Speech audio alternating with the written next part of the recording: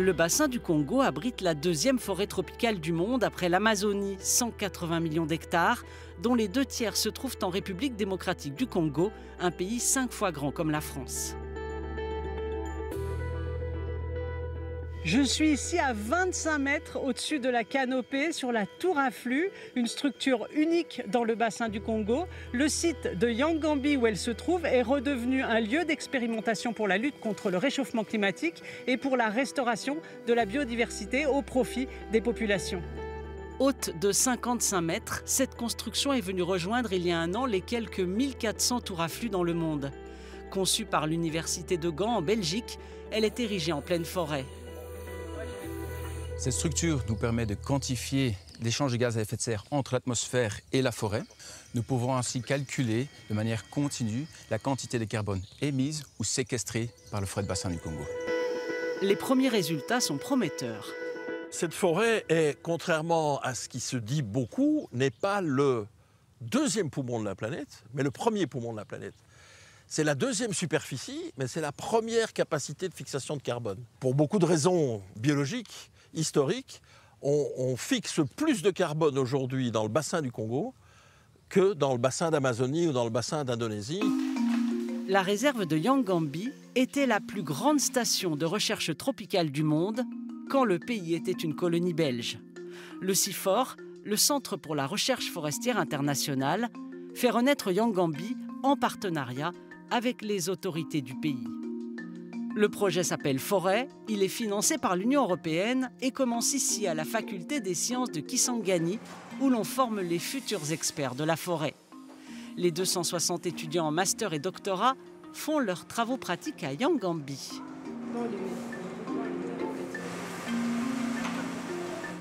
Ce matin, Yves y anime un atelier de sensibilisation pour les enfants. Ils seront la prochaine génération responsable de la protection de leur forêt.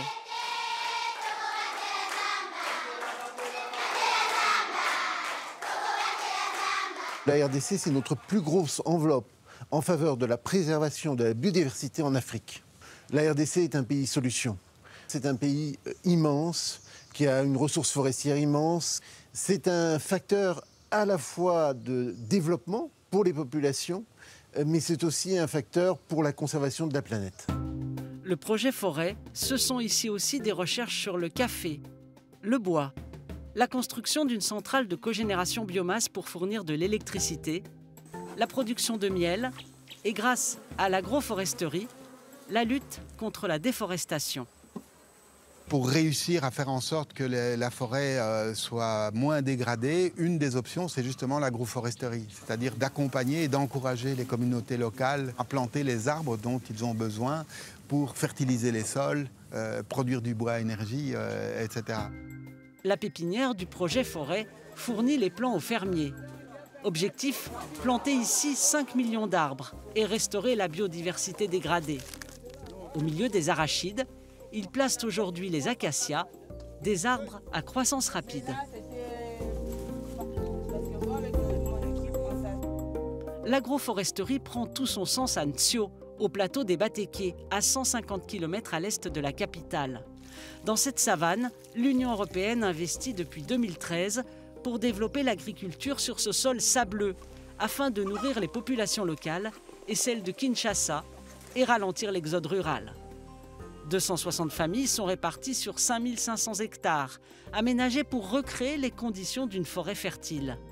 Sur son terrain, chaque fermier produit de l'huile de palme, du manioc, des céréales ou des légumineuses à l'ombre des acacias, l'arbre providentiel de l'agroforesterie.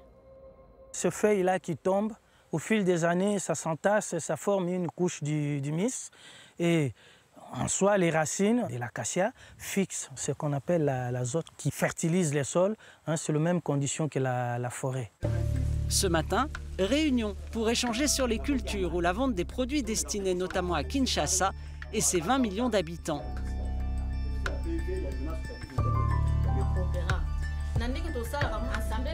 Pour l'eau, les familles se partagent ces bornes-fontaines alimentées par un forage. Leur carte prépayée permet de gérer leur consommation. Le projet Ntsio a permis à certains fermiers de multiplier leurs revenus par 10.